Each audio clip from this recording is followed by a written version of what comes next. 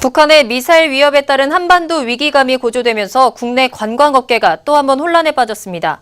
중국의 사드 보복으로 중국인 단체 관광객이 줄어든 가운데 여행업계가 직격탄을 맞는 것 아닌지 우려의 목소리도 나오는데요. 관련해서 하나투어 정기훈 홍보부장과 자세한 이야기 나눠보겠습니다. 안녕하십니까? 네, 안녕하십니까? 네, 최근 북한의 괌 포위 사격 위협이 있었습니다. 네. 그러다 보니까 괌 여행을 가는 게 너무 위험한 것 아니냐라는 우려도 나오고 있는데요. 괌 여행 상황은 지금 어떤가요? 아직까지는 큰 변화가 없고요. 8월 예약의 경우 전년 대비 한 25% 정도가 증가를 했고, 네. 9월 달도 전년 동기 대비 24% 정도 증가를 한 상태입니다. 네. 그리고 괌 포위 사격 위협 이후로도 신규 예약이 꾸준히 들어오고 있어서 그거에 대한 영향이 전혀 없다고도 볼 수 있습니다. 영향이 전혀 없다고요? 네. 네. 보통 해외에서 어떤 문제가 발생할 우려가 이제 있으면요. 그러한 문제가 실제로 발생하기 전까지 실제로 어떤 여행 예약이 취소되는 건 아니고요. 네. 새로 예약을 하려는 사람들이 굳이 그런 우려가 있는 것으로 네. 가야 되겠냐라는 것 때문에 신규 예약이 줄어드는 경우가 보통 일반적입니다. 네네. 하지만 이번 경우 같은 경우는 신규 예약도 크게 줄지 않았는데요. 실제로 약 3% 정도 전년 대비 신규 예약이 조금 감소한 부분이 있는데 이는 북한의 그 포격 위협보다는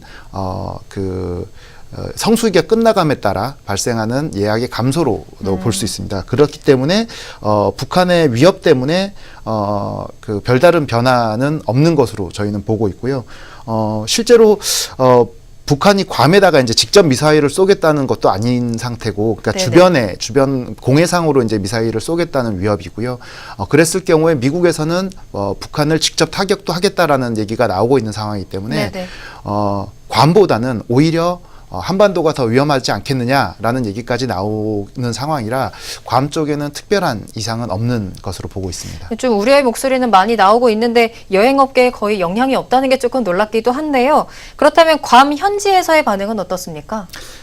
네, 이전에 태국의 쿠데타라던가 아니면 최근에 필리핀의 계엄령이라던가 이러한 사고가 발생했을 때 네. 저희 여행업 쪽의 입장에서는 고객들을 보내야 할지 말아야 될지 판단하기 때문에 매우 그 현지 상황에 대해서 예의주시하게 되어 있습니다. 네. 그리고 현지에서도 현지 동향이라든가 상황들을 저희 쪽으로 보고를 하고 공유를 하고 있거든요. 근데 이번 괌 같은 경우에는 별도의 보고나 현지 상황에 대한 내용이 없었고요. 아직 올라오지 않고 있고요. 그리고 저희가 이제 외교부의 해외 여행 안전 정보를 저희가 예의주시하고 있는데요. 거기에도 별다른 상황이 없기 때문에 없는 상황이고 현지에서도 현지인들이 일상적인 생활을 정상적으로 진행을 하고 있고 관광지도 예전과 마찬가지로 굉장히 이제 북적이는 그런 상황입니다. 근데 또 우리 사드 보복의 여파가 또 우리 여행업계에 좀 직격탄을 맞기도 했었잖아요. 네. 사드 보복 여파 때문에 국내 여행 수입이 6년 만에 최저다라는 보도도 나왔거든요. 네. 중국인 여행이 급감하면서 여행업계의 타격은 어느 정도였습니까? 일단 여행업과 관광업을 조금 구분을 해야 되겠는데요. 네. 항공이나 교통, 호텔, 또는 관광지, 식당 이런 것들을 통틀어서 이제 관광산업이라고 하고 이들을 각각 판매하거나 또는 묶어서 판매하는 것을 여행업이라고 합니다. 네네. 하지만 항공이나 호텔 같은 경우는 대규모로 시설을 만들고 어떤 투자를 해놨기 때문에 고정 비용이 많이 들어가기 때문에요. 어떤 수요가 급감했을 때 이게 리스크가 좀 커지는 반면 네네. 여행업 같은 경우는 우리가 직접 가지고 있는 시설이나 어떤 투자가 없기 때문에 저희가 그런 시설이나 항공업이나 호텔업에 비해서 굉장히 좀 유연한 편이고요. 네네. 그래서 2016년에 우리나라에 1,700만 명의 해외 관광객들이 들어왔었고요. 그 중에 800만 명이 중국 관광객이었습니다. 네, 거의 반이네요. 네, 거의 47% 정도를 차지했는데요. 그런데 올 상반기에는 전체 입국자가 670만 명 정도로 전년 네네. 대비 한 16.7%가 감소를 했습니다. 네.